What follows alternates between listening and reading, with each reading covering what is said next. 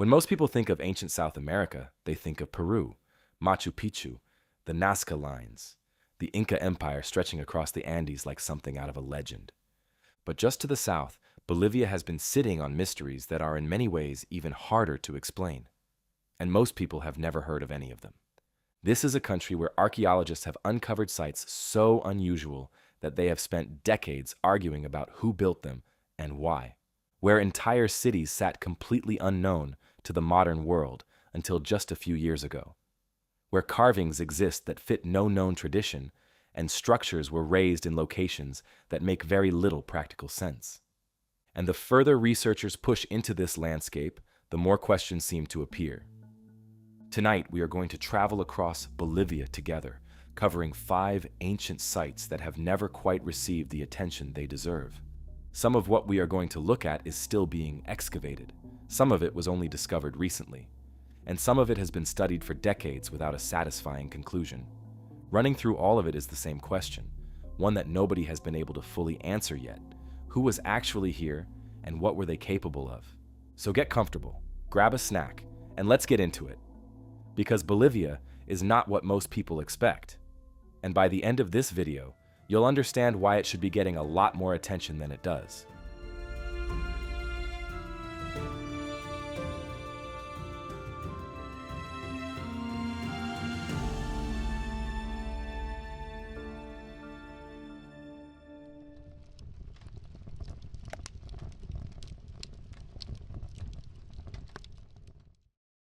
About 75 miles southwest of the city of Santa Cruz, in the foothills of the Andes, there is a sandstone rock formation sitting on a ridge at around 650 feet above sea level.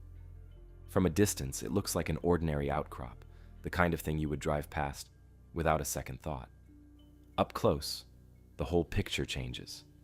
The entire surface of the rock has been carved across an area stretching roughly 650 feet in length. Channels run in long, straight lines across the stone. Circles have been cut into the surface with a level of precision that is hard to account for, and there are niches, seats, troughs, and geometric shapes covering almost every accessible section.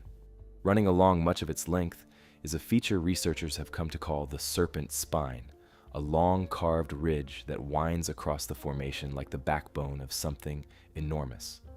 This is Samaipata, and by current archaeological understanding, it is the largest carved rock in the Americas. The Spanish were aware of the site as far back as the 16th century, though they left little record of what they made of it. Serious study came much later, with researchers beginning to properly document the carvings through the 20th century. In 1998, Samaipata was designated a World Heritage Site, placing it among the most significant pre-Columbian sites on the continent. That recognition brought more attention to the site, though it did little to resolve the questions surrounding it. The carvings are attributed mainly to 2 cultures. The Mojocoya were present in the region from around 300 AD and are considered among the earliest groups to have worked the rock. The chain came later and are believed to have used the site for ceremonial purposes, and the Inca also added to the rock after expanding into this part of Bolivia. So there are multiple layers of use here, spread across a long stretch of time, which makes untangling the site's full history a difficult task. The problem is that those attributions only go so far. The scale of what was carved here, the detail of certain features, and the overall design of the site point to a level of planning that goes beyond most ceremonial sites found elsewhere in the region. The question of when the earliest carvings were actually made has never been satisfactorily answered. Sandstone is difficult to date directly, and some researchers have argued that the rock was being worked long before the Mojocoya arrived, though the evidence has never been strong enough to settle the debate one way or the other. Near the top of the rock, 2 large feline figures are carved into the stone, most commonly interpreted as jaguars. Jaguar imagery appears across ancient South American cultures in contexts connected to ritual, power, and the natural world, so their presence at Samaipata is not entirely surprising. What is harder to explain is how they fit into the broader picture of the site, sitting alongside the geometric carvings, the long channels, and the serpent spine in a combination that has no clear match anywhere else in the region. Researchers have been pointing this out for decades without arriving at a satisfying answer. The circular carvings are another feature that keeps coming up in the research. Circles of this kind appear at ancient sites in various parts of the world, often connected to ritual practice or the observation of the sky. At Samaipata, several carved features align with solar events, including the solstices, which suggests that whoever designed the site had some working knowledge of celestial movement and incorporated it into the layout. Astronomical awareness in ancient cultures is well documented across the world, but the combination here, the scale of the carving, the animal figures, the geometric patterns, and the solar alignments all together in one place with nothing comparable nearby, is what makes Samaipata so difficult to fit into the broader regional picture. There are no obvious earlier versions of this carving tradition in the surrounding landscape. No nearby sites that show a style developing gradually over time. No trail of where the knowledge or intention behind Samaipata actually came from. It appears in the archaeological record looking largely complete, which is unusual for a site of this complexity and scale. That could simply mean the earlier evidence has not been found yet, and given how much of Bolivia remains unexcavated, that is entirely possible. Even the Inca, who came to Samaipata long after the carvings were made and clearly viewed it as a place of significance, never attempted to replicate what was already there. They built around it, incorporated it into their own ceremonial landscape, and left it largely as they found it. Samaipata has been studied for well over a century, has a World Heritage designation and a substantial body of research behind it, and still does not have a complete explanation for what it is, who first created it, or how old the oldest parts of it actually are. For a site this well known, that is a remarkable thing.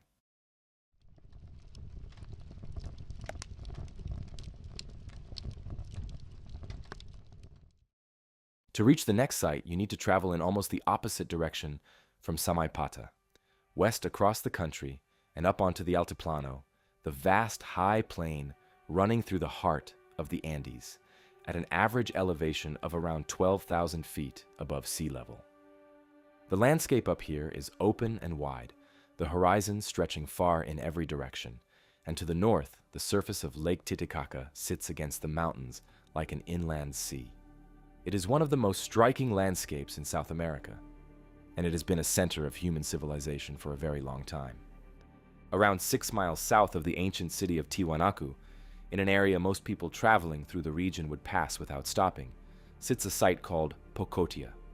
The main monolith was first excavated in 1960, though it spent decades in storage before anyone paid it serious attention. It eventually ended up in the Museo de Metales Preciosos in La Paz, where it remained largely unstudied until a team of Bolivian researchers began documenting it properly at the turn of the century.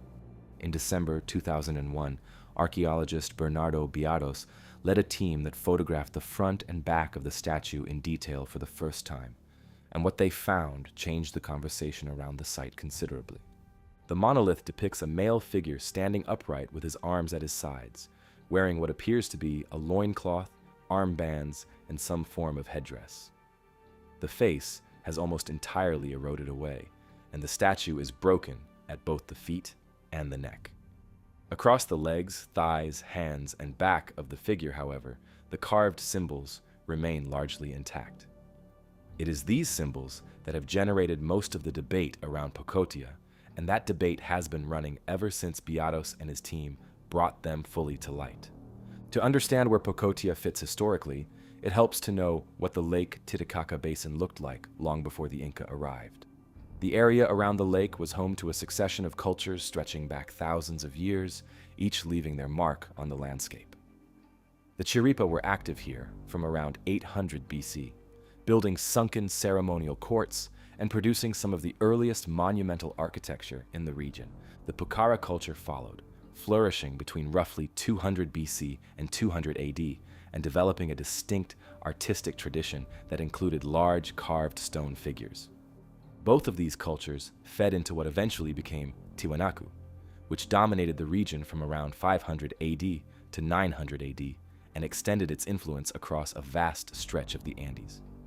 Pokotia sits right within that long sequence and working out exactly where it belongs, within that timeline, has proven genuinely difficult. The iconography on the monolith shares certain features with the Tiwanaku visual tradition, particularly in the use of frontal-facing figures and geometric patterning. But a number of researchers have argued that the style actually sits closer to the earlier Pucara tradition, which would place the figure's creation before the height of Tiwanaku influence. If that reading is correct, Pokotia may represent one of the transitional points between the older regional cultures and the civilization that eventually came to dominate the entire basin. The dating of the site has never been firmly established, and different researchers have reached different conclusions depending on which stylistic comparisons they find most convincing. Then there is the inscription question, which is where things get considerably more complicated. Linguist Clyde Winters analyzed the symbols carved onto the monolith and identified them as Proto-Sumerian signs comparable to early cuneiform writing from Mesopotamia, dating potentially to around 3000 BC. That claim is an extraordinary one, and it has been met with significant skepticism by mainstream archaeologists, who argue the connection relies on superficial visual similarities rather than any demonstrated linguistic relationship. The mainstream position holds that the symbols are local in origin and consistent with known Andean iconographic traditions. But the debate has proven difficult to close entirely, partly because of a separate object found in the same region. The Fuente Magna bowl, discovered by a farmer near Lake Titicaca decades earlier, carries inscriptions that some researchers have also compared to Sumerian writing. The bowl and the monolith are frequently discussed together by those who argue for some form of ancient contact between the Old World and South America. That theory sits well outside the academic mainstream, and most archaeologists regard both objects as products of local Andean tradition. But the fact that two objects from the same region carry symbols unusual enough to have provoked this level of ongoing discussion says something about how distinctive the iconography actually is.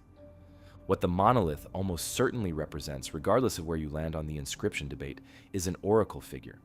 Researchers studying the site have suggested that Pokotia functioned as a major religious center where people came to seek guidance, communicate with their gods and ancestors, and receive what they believed to be sacred knowledge. That interpretation fits comfortably within what is known about ancient Andean religious practice, where carved stone figures regularly served as focal points for ritual activity and were regarded as embodiments of ancestral power. The location near Lake Titicaca, one of the most sacred bodies of water in the ancient Andean world across multiple cultures and centuries, makes clear that whoever chose this spot knew exactly what they were doing. Whether the full story of Pokotia has been uncovered yet is another question entirely. While Pokotia has spent decades receiving far less attention than it deserves, there is another site just a short distance away that has been almost completely missed by the wider world.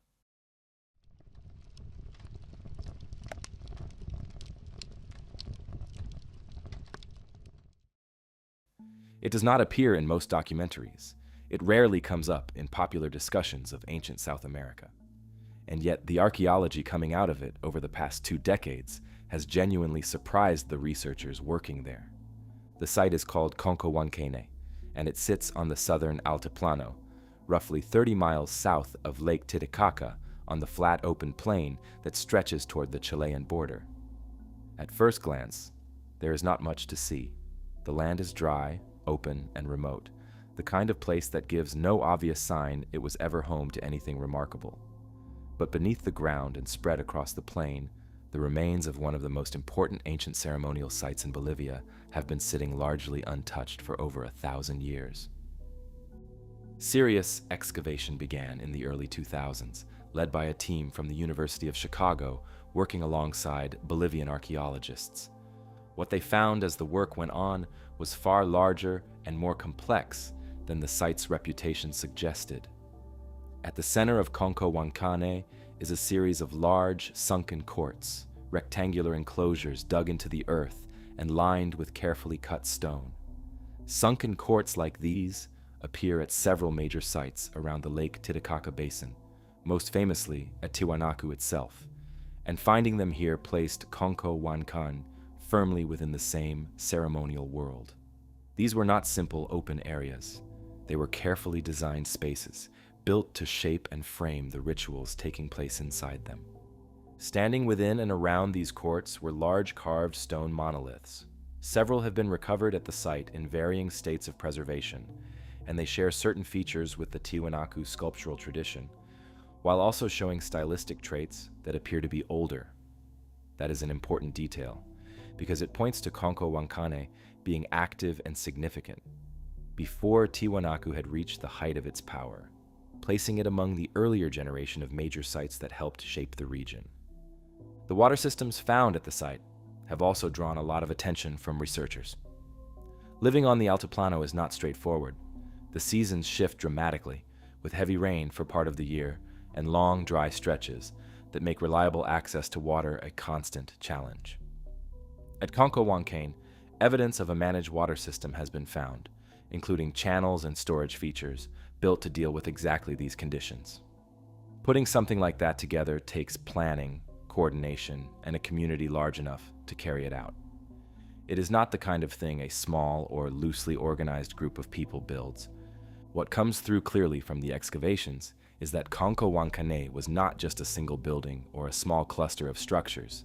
It was a whole ceremonial landscape spread out across the plain, with different areas set aside for different purposes. Researchers have identified separate zones connected by pathways, which suggests that moving through the site in a particular way was part of how it was used. People did not simply show up. The layout of the place guided them through it, most likely as part of ritual practice that gave the whole site meaning. Some of the most interesting recent work at the site involves isotope studies, a form of chemical analysis done on human remains that can tell researchers where a person grew up, based on traces left in their bones and teeth by the water and food they consumed in early life. The results from Khonkho Wankane showed that people buried there had come from a wide range of locations across the region, some from places quite far from the southern Altiplano. That finding is significant. It means this was not a local site, serving only the people who lived nearby. It was drawing people in from a much wider area, which says a great deal about how well known and important it must have been at its peak. Khonkho Wankane reached the height of its activity between roughly 100 AD and 500 AD, a period before Tiwanaku had taken full control of the lake basin. At that time, the Altiplano was home to a number of competing regional centers, each with their own ceremonial traditions and their own networks of influence. Khonkho Wankane was one of the more significant among them, connected to communities and exchange routes stretching across a large part of what is now Bolivia. It was not operating in isolation. It was part of a busy and connected ancient world. What makes its disappearance so hard to explain is exactly that level of importance. This was a place people traveled long distances to reach, where large stone monuments were raised, where water infrastructure was built and maintained over centuries. And then, somewhere between 500 and 700 AD, the activity stopped. The reasons are still debated. Some researchers point to climate shifts during that period.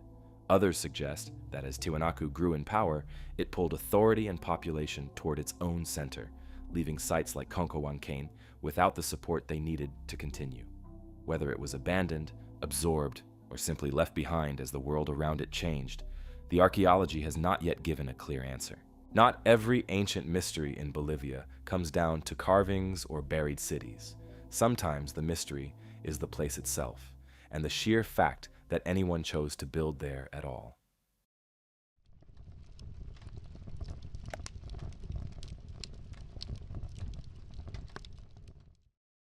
Cerro El Baúl is a flat-topped mountain rising sharply out of the surrounding landscape in the Cochabamba region of central Bolivia.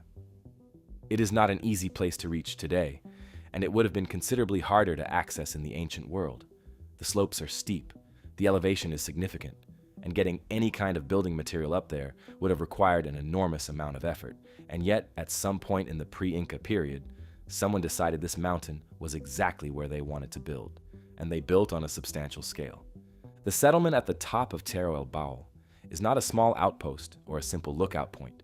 It is a genuine mountaintop community with evidence of monumental construction, organized living spaces, and infrastructure that points to long-term occupation rather than temporary use. The remains found there suggest a settlement that was planned and maintained over a significant period of time, not something thrown together quickly for a specific event. Whoever was responsible for Cerro El Baúl committed to it in a serious way. The defensive advantages of the location are obvious. A settlement sitting on top of a steep mountain with good sightlines in every direction is extremely difficult to approach without being seen and extremely difficult to attack without a significant advantage in numbers. In a period when the Andean highlands were home to competing regional groups and shifting alliances, controlling high ground carried real strategic value. But defense alone does not fully explain Cerro El Baúl. Many defensible hilltops across Bolivia were never built on at all, and the scale of what was constructed here goes well beyond what simple defensive logic would require. Water management at a site like this presents an obvious and serious challenge. There is no natural water source at the top of a steep mountain, which means every drop used by the people living at Cerro El Baúl had to be either carried up from below or collected and stored on site. Evidence found at the settlement points to deliberate water collection and storage systems, features designed to capture rainfall and hold it through the dry season. Building and maintaining those systems while simultaneously constructing monumental architecture at altitude speaks to a level of planning and logistical organization that is easy to underestimate when looking at a site from a distance. To understand who was building at Cerro El Baúl and why, it helps to look at the broader regional picture during the period the site was most active. This was a time when the Wari Empire, based out of what is now the Ayacucho region of Peru, was expanding its influence across a wide stretch of the Andes. The Wari were one of the major powers of the Middle Horizon period, roughly 600 AD to 1000 AD, and their expansion brought them into contact and sometimes conflict with the highland cultures of what is now Bolivia. Cerro El Baúl shows evidence of Wari interaction, with material culture recovered at the site, pointing to connections with the Wari world rather than with the local Tiwanaku tradition that dominated much of the Bolivian highlands at the same time. That overlap is genuinely interesting. Tiwanaku and the Wari were the two great powers of the Middle Horizon period, operating across overlapping territories in the Andes, with what appears to have been a complex relationship that mixed trade, competition, and cultural exchange. Sites that show evidence of both traditions, or that sit at the boundaries between their respective spheres of influence, have become important reference points for researchers trying to understand how these two civilizations related to each other. Cerro El Baúl sits within that contested space, which may go some way toward explaining why such a defensible and commanding position was chosen in the first place. The monumental construction at the site is worth dwelling on for a moment. Building anything at that altitude and on that terrain requires solving a long list of practical problems. Stone has to be quarried or sourced and transported up steep slopes. Workers have to be fed and housed during construction. The logistics of organizing a large labor force in a location with no flat ground and no convenient water supply are considerable. And yet, the evidence at Cerro El Baúl points to exactly that kind of sustained, organized effort over an extended period. The people who built here were not improvising. They had the knowledge, the planning capacity, and the workforce to carry out a complex construction project in one of the more challenging environments in the region. What remains genuinely difficult to answer is the question of why. The defensive benefits are real, but not sufficient on their own to explain the scale of investment here. The Wari connection suggests strategic intent, a desire to establish a visible and commanding presence in a landscape contested by major powers. The mountain itself may also have carried ceremonial or symbolic significance, as high places frequently did across ancient Andean cultures, where mountains were regarded as sacred and powerful. Whether Cerro El Baúl was primarily a military outpost, a ceremonial site, a statement of territorial control, or some combination of all three, the full answer is still being worked out. What is not in question is the level of capability required to build it. Long before the Inca were credited with transforming the Andes, cultures were already doing things in this landscape that most people today have never heard of. Everything we have covered so far has been known to researchers for at least several decades. The sites have been visited, studied, and debated, even if the wider world has largely ignored them. But the final two parts of tonight's journey take us somewhere different, into discoveries so recent that the academic world is still working out what they mean.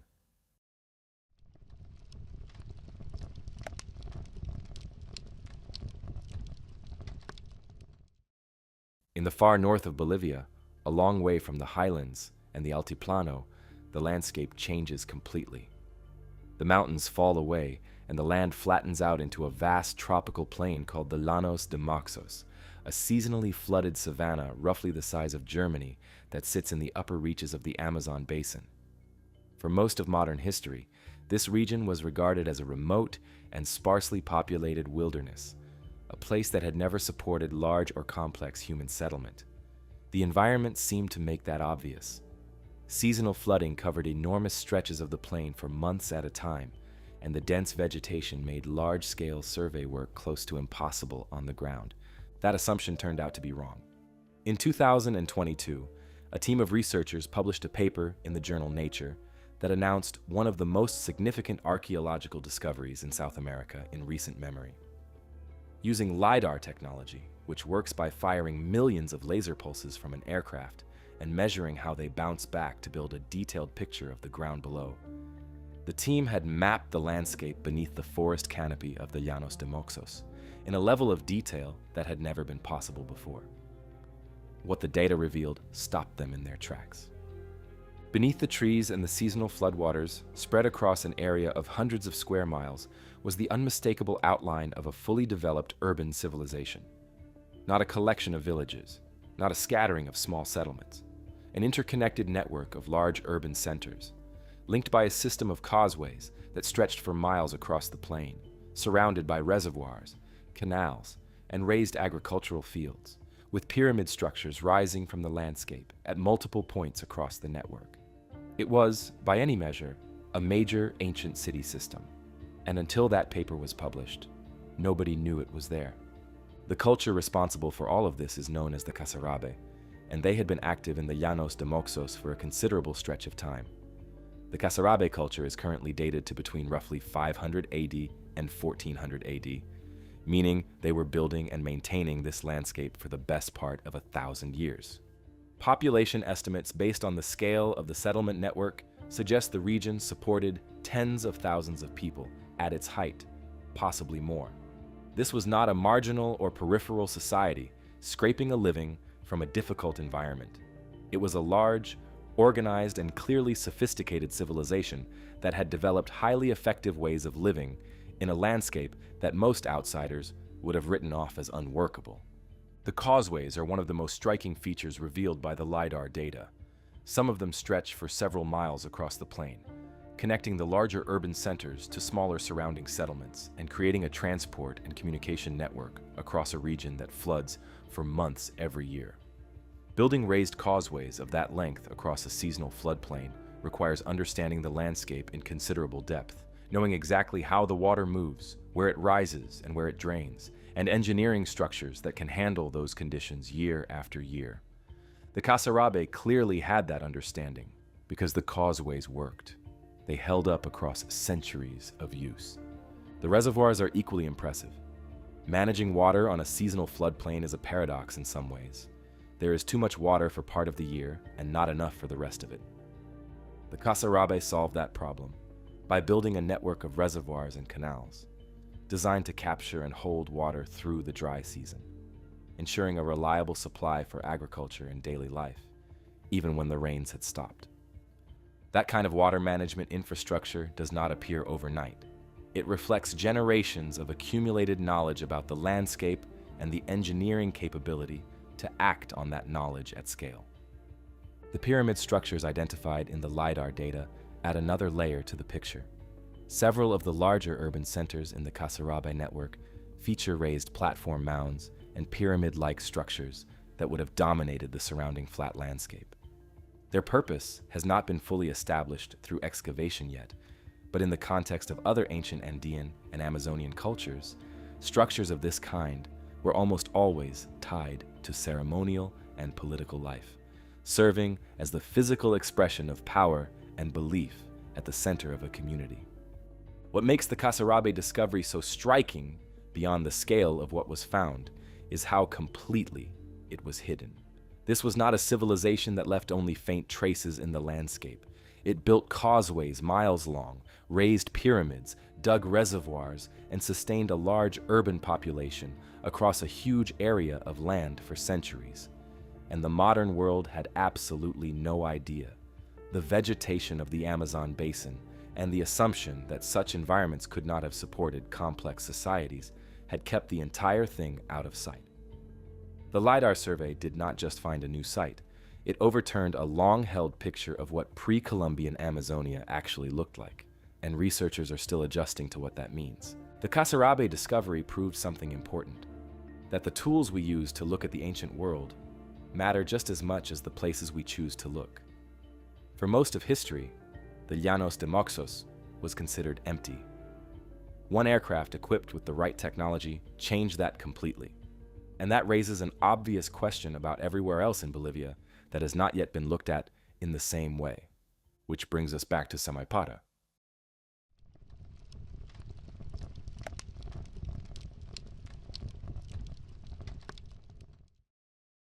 When researchers first began studying the carved rock in detail, they noticed something that has never been fully investigated. At the base of the formation, partially obscured and largely sealed off, there are features that appear to be the entrance to a tunnel system running beneath and into the rock itself. Exactly how far it goes, where it leads, and what, if anything, it contains, are questions that have not been answered because the tunnel has never been fully explored. Attempts to enter and map the passage have been limited by the narrow access points, the structural instability of certain sections, and the practical challenges of working inside a UNESCO-protected site, where invasive investigation carries significant risk to the rock itself. Ground-penetrating radar surveys have been carried out at Samaipata in recent years, giving researchers a way to look at what lies beneath the surface without physically disturbing it. The results have confirmed the presence of underground features and cavities beneath the site, though the full picture of what the subsurface looks like remains incomplete.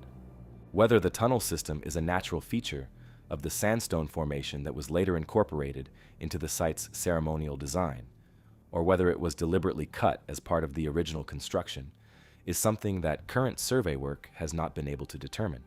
At a site where almost every other feature raises more questions than it answers, the tunnel is perhaps the most unexplored mystery of all. Samaipata is not alone in this respect. Across Bolivia, there are documented reports of underground features, sealed chambers and buried structures associated with ancient sites that have never been properly excavated or surveyed. The resources required for large-scale archaeological investigation are considerable, and Bolivia has a great many sites competing for a limited amount of research attention and funding. The result is that significant portions of the country's ancient landscape remain either partially investigated or not investigated at all. The LiDAR survey that revealed the Casarabe Civilization covered a specific area of the Llanos de Moxos and found an entire urban network nobody knew existed. That same technology has not yet been applied systematically across the rest of Bolivia. The highland regions around the Altiplano, the eastern lowlands beyond Samaipata, the valleys and river systems that connected the ancient cultures of the region. Most of these areas have not been surveyed from the air with the kind of resolution that makes hidden sites visible. Given what turned up in the Llanos de Moxos, the question of what might be sitting beneath the surface elsewhere in the country is not an unreasonable one to ask. The pace of discovery in Bolivia has been accelerating. In the space of a few decades, researchers have gone from a general picture of the region as a secondary player in ancient South American history to finding evidence of urban civilizations, regional ceremonial networks, advanced water management, and monumental construction across a huge range of environments. Each new survey, each new excavation season, and each new application of remote sensing technology has added something to that picture, and each addition has tended to make the overall picture more complex, not less. If you have made it this far, thank you for spending the evening with us. If there are ancient Bolivian sites you think we missed or that deserve their own full video, let us know in the comments. We read them all, and some of our best future videos have come directly from suggestions left down below. Thanks for watching, and as always, until next time, stay curious.